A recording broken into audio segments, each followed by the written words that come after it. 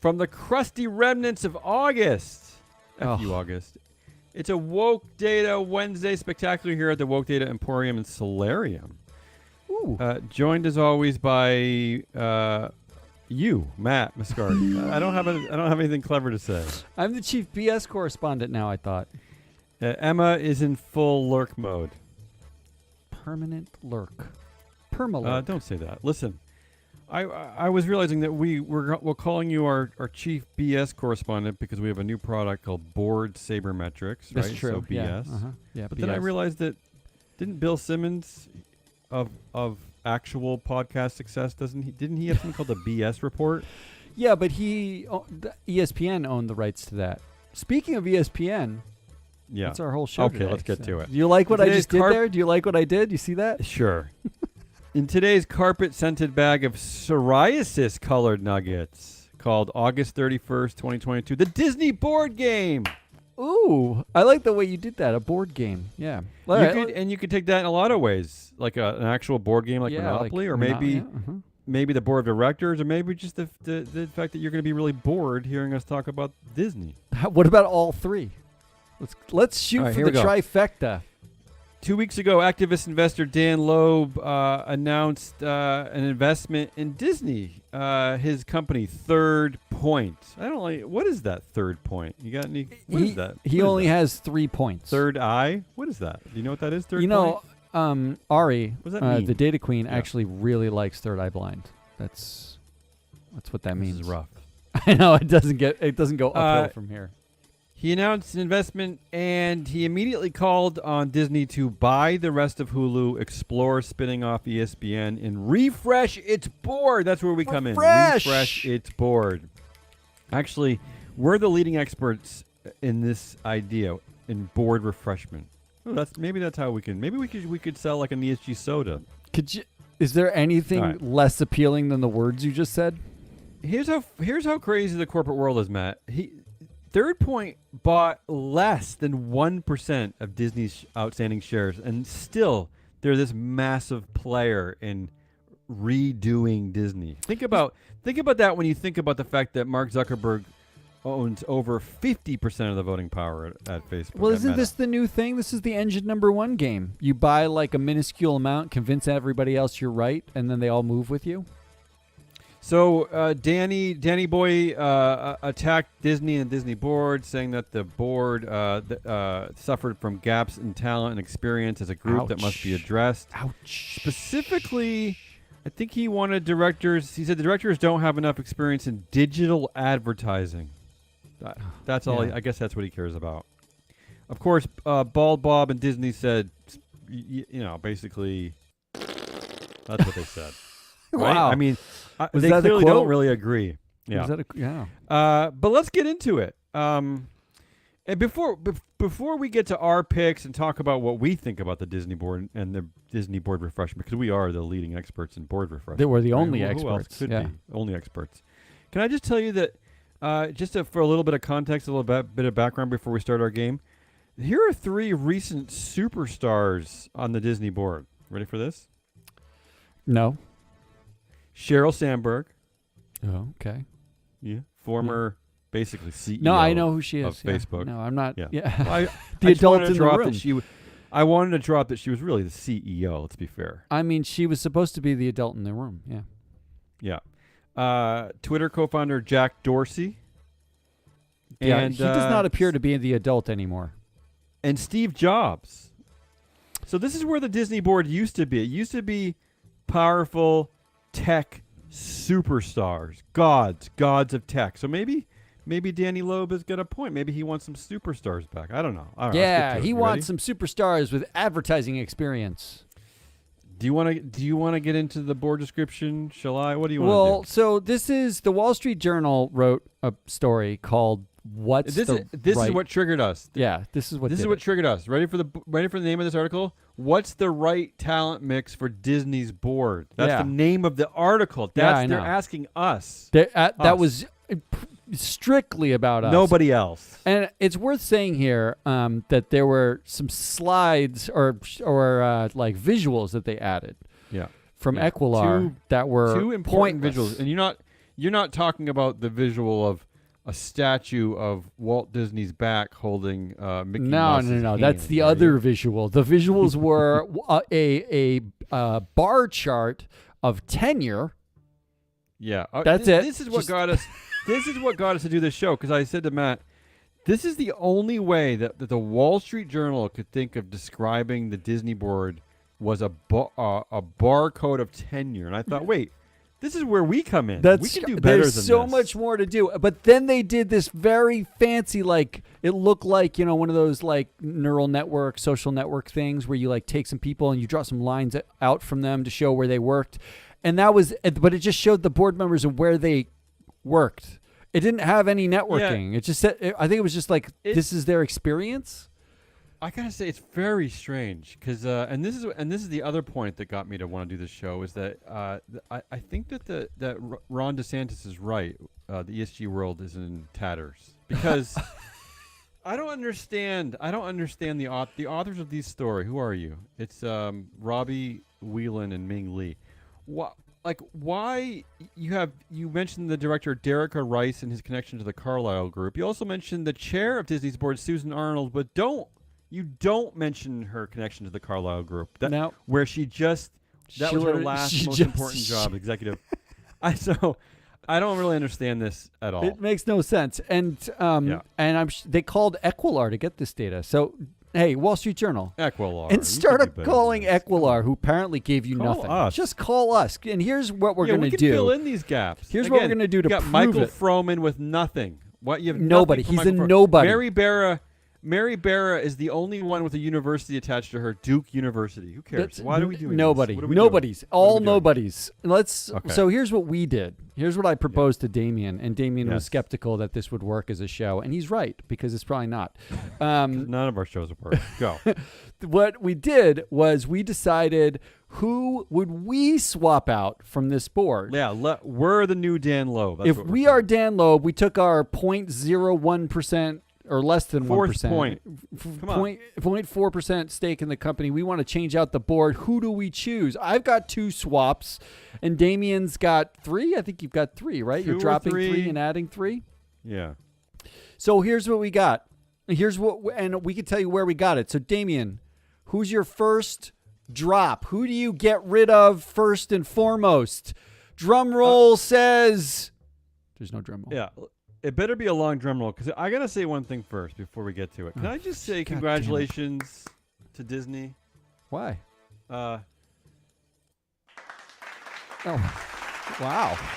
This is a board out of ESG Central Casting. I think this is why Texas and Florida is mad because Disney understands something.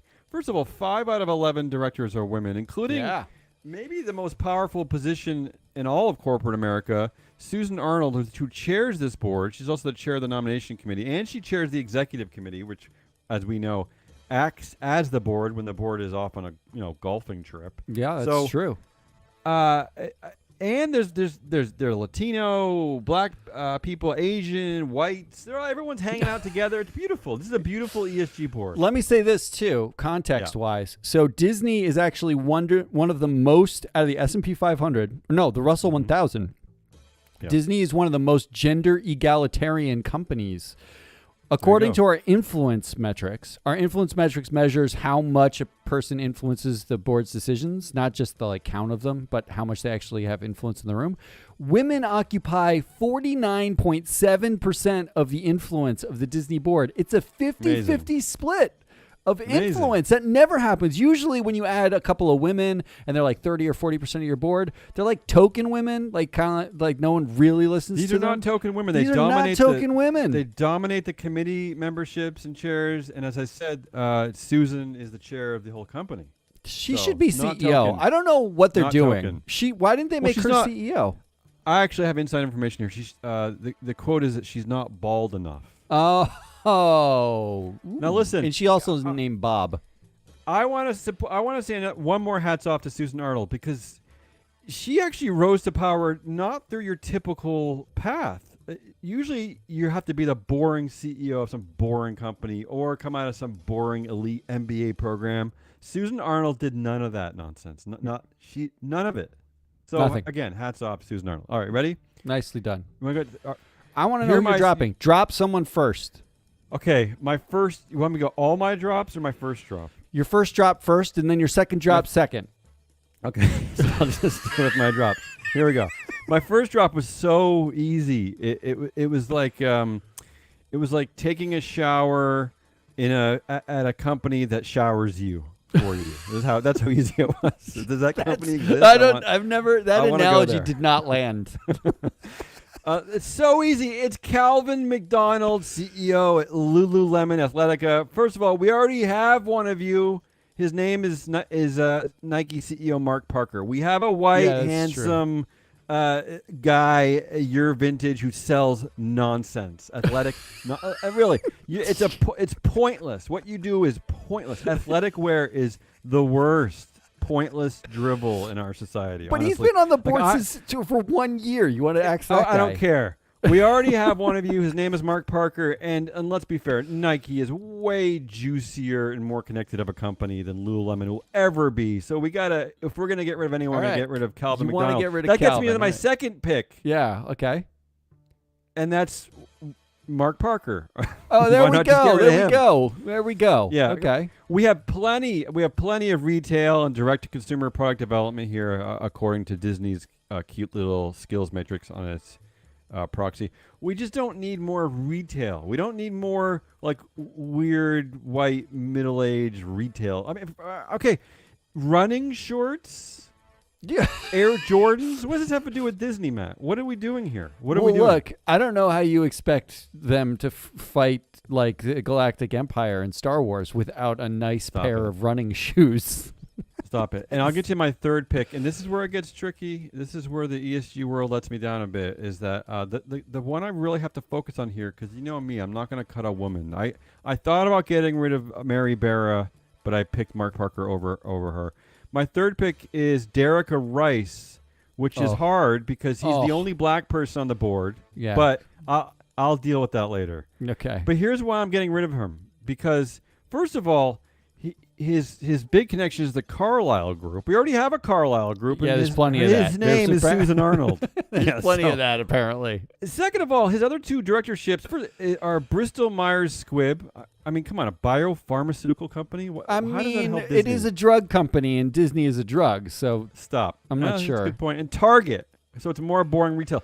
I can't think of anything more boring than Derica Rice other than his skin color. So I'm sorry, but Derica, you're gone. But again, I'm going to address this. Wow. But it was hard for me Wow. because here's where ESG data is lacking: is that they don't adequately codify for race, right? They don't. It's not. Well, I'll tell you not this. We're getting there because I know more and more companies are starting to give us this data. Yes. I'll tell you something the intrepid data queen did over the last 2 days. She trolled the internet for every list, like of power list like a of troll. black directors, Hispanic directors, Asian directors. And she found a way, which I don't. In all my years at MSCI, they couldn't figure this out. She found a way to actually download the list and tag it to actual directors. So we have a list of directors that nobody else has. But who are you adding then? You're going to have to add. Oh, we're getting right to my ads. Yeah, well, I mean, or do you want me to do? I'm Okay. doing swaps. I didn't do a drop and Okay, add. I'll get to I my did ads. a direct swap. I'll get to my ads. And I went a little bit outside the box on a couple of these. So I'm bear with shocked. me. The first one is a woman named. All three of my candidates are black, so I solved for the Derica Rice problem. Okay? Yeah, I think you oversolved. Yeah, got it. Who cares? The first is Jessica Matthews, who at the age of 22 founded a company called Uncharted Power, a global full-service power technology company.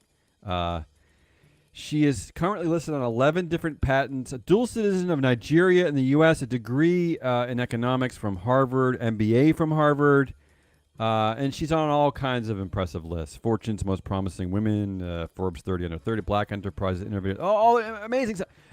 It's all there. It's all there. I'm just saying, yeah, that's it. That's my first choice. Okay, Jessica Matthews. Second choice. I can't argue with that. I suppose. Okay. The second choice, more This is traditional, but also Has she ever been on a board before? We're just mega capping her. This will be her first. This will be her Okay, first. so we're just getting right into the large cap, mega cap. Just chuck them right in. Okay. Oh, believe me, I just gave her the highlights of her resume. Jessica Matthews can handle this shit. All right. I will Believe ask me. her. Jessica, if Believe you're me. listening. We're talking about Disney here. We're listening. Okay. If you're listening, Jessica, just reach out. My second is a more traditional choice, and honestly, I can't believe he's not already on a board. So maybe I've started a revolution here. And this is a no-brainer. And this is a man named Christopher Young, who is the executive vice president, business development at Microsoft. Okay, he was the former CEO of McAfee. I hate McAfee. He led cybersecurity efforts at Cisco, RSA, and AOL. And he is currently a member of the Cybersecurity Advisory Committee for the U.S. Cybersecurity and Infrastructure Security Agency. I mean, really, also a black man. How do you argue against this? I mean, he has no advertising all these companies experience. need cybersecurity, especially a company like Disney. But what happened? This is just a no-brainer. What happened to who's going to sell tube socks on this board? I mean, can you believe when I describe Christopher Young? Can you believe that the CEO of Lululemon is there instead of this guy? That is hard to blow your mind. I'm sorry. I just don't understand. I don't understand. And finally, one that's going to throw you probably, Matt. You're probably not going to appreciate this. Melissa Hanna, the co-founder and CEO of Mommy, which is an organization dedicated to supporting mothers and newborns. Her company connects moms with healthcare professionals. Here's why I picked her. She got a JD MBA. Here's why I picked her. Basically, this is just a troll to the anti-woke movement. Oh, wow. She's obviously very stakeholder friendly. We have a abortion crisis in this country. We need and you know, everyone knows who's listened to the show more than once is that I want stakeholdery representatives on the boards. This woman will not only represent women, but she'll represent the female workers at Disney. I don't know. Again, she's a DeSantis troll. Yeah, these are my three choices. I'm pretty sure Dan Loeb set out gambling, breaking off ESPN, and troll Ron DeSantis as his three criteria for a board shakeup. But look, you can at least, if you mock my choices, you can at least pick the safe one, and you can get rid of that Lululemon weirdo, and you can replace him. So I didn't with the head of cybersecurity expert, Christopher Young from Microsoft. So that is not a bad swap right there, but everything you said is wrong. So I'm going to give you the right ones. First of all, it's worth saying that Disney is a highly insular board. 8 of the 11 board members have third-degree connections back to the board, meaning they sit on boards with somebody who sits on a board with someone from Disney. They just loop around back and forth. They all know each other. That's why I'm introducing fresh blood here. So that is your argument for fresh blood. When it comes to strengths, Amy Chang on the board has the strongest resume. She's an ex-CEO. She's got like 14 advanced degrees. She went to 3 elite schools. 3. She's like she's the anti-Susan Arnold. She's been at mega cap companies before. Bald Bob is actually the weakest on the board, but for being CEO of Disney. But he's not going anywhere. Yeah, but he's the one who makes no sense. Susan Arnold actually should be the CEO. She's the longest tenure. She's one of the strongest, according to our global power rankings of directors. Yeah. She's in the top 15% of like directors in the world. She's like one of the most powerful directors ever. But here are my swaps. I'm not gonna touch those people. My first swap, option number 1. I only have 2. Option 1. Michael Froman for Lisa Wardell. See, I don't know. I'll hear you. I don't agree with this because Froman has government. I kept him because he has connection to the government. That's exactly why. Part of the reason why I'm getting rid of him because he's an ex-trade rep for the U.S. under Obama. He worked for under Robert Rubin when he was Treasury Secretary for Clinton. He's an acolyte for him. He helped start Rubin started the Hamilton Project at the Brookings Institute and was an advocate. That's not the musical. It's not the musical. Not the musical. That would have been better. He advocated for repealing Glass-Steagall, which we know how that turned out. Big Clinton. Good idea. That's a big Clinton move. Yeah. Good idea. Froman once agreed with the statement that low carbon fuel standards are, quote, discriminatory and environmentally unjustified. that he agreed to that statement when he was in government. He actually was found to have hid $500,000 in a Cayman Islands account. Seems low. Well, I mean, he worked in government. Under $1 million doesn't count. And he really liked doing these classified backdoor trade deals with people. Okay. Now he works doing strategic growth in the drug industry at MasterCard. He basically is handing out debt. Strategic growth, what does that mean? Does that mean just giving you more credit cards? Is that what strategic growth is at MasterCard? He has low influence on this board, less than 10%, and he's already been there for 4 years. So he's had his shot. He's proven it's not going well. He was on my short list. Again, I only kept him because he might be the only one who might understand, like when the antitrust, when Lena Khan comes knocking, got that covered. I got it covered better than you're going to get it. We're going to swap him for Lisa Wardell, who ranked in the top 1,000 directors in our power rankings. She's worth 2 directors to Froman's 0.7 value. Okay. She's black. She's a woman. She's an ex and current CEO. She's on the board of Lowe's, American Express. There's a swap right there. MasterCard for American Express. If you were worried about like your credit card exposure, you've still got it. She's 52 years old, which is young for board. She'd make a young board member. She has 2 advanced degrees, a JD and MBA. Went to 2 elite schools and Vassar, which arguably is an elite school, and minored in African studies with Damien. Wasn't she in your classes? Yeah, I minored in black studies, so it's completely different. I don't know what you minored in. I thought you bring it up all the time, and I don't know what it is. Completely different. She works in higher education. She's heavy in diversity and inclusion issues. Who is she? What does she do? What is her job? Sure, she's a CEO of education company. Like she's good. She's like sold. Lisa Wardell sold. And side note, she pledged Delta Sigma Theta, which if you don't know what that is, it's a historically black sorority. Now you're just talking nonsense. That's very cool. Stop it. Move on. So there's your swap number 1. We didn't get the government experience back, but we get it with swap number 2, which is Maria Lagamisino for Alexis Herman. Good. That's another one I wanted to get rid of, but again, like only Latino representative on the board. I know that one hurts. I did not pick another Latina woman in Florida of all places, which makes it even like that's part of I'm discriminating against Florida. This is my mini troll. Lagamisino is on the Coca-Cola board. She as you said, she's a Hispanic. She's 72 years old, so she's above average. She has a lot of influence. Danny Loebster, if you're listening, if you want to get somebody with a lot of influence off this board, this is strategically speaking, this is a good choice. This is a good choice. Get rid of her. And she's Danny the Loeb. longest tenure next to Susan Arnold.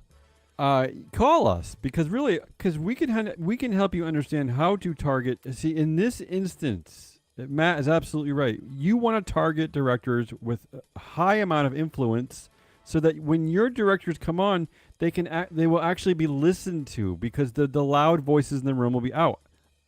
I'm serious. Correct. No, you're correct. That is correct. Call us. And here's Alexis Herman. Alexis Herman, she ranks in the middle of the pack, global director. She's worth 1.1 director to Lagamisino's 2.5. So she is less influential, not as powerful. But she was the Secretary of Labor under Clinton, the first African American ever to hold the job.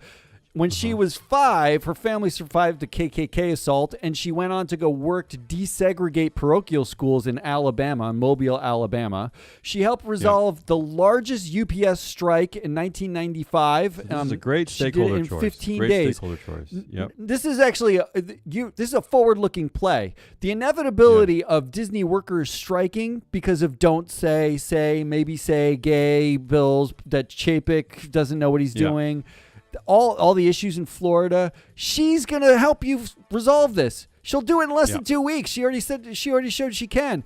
And she's on the board of, so she's got the government experience, but she's on the board of MGM Resorts. Loeb gets his gambling person. Yes.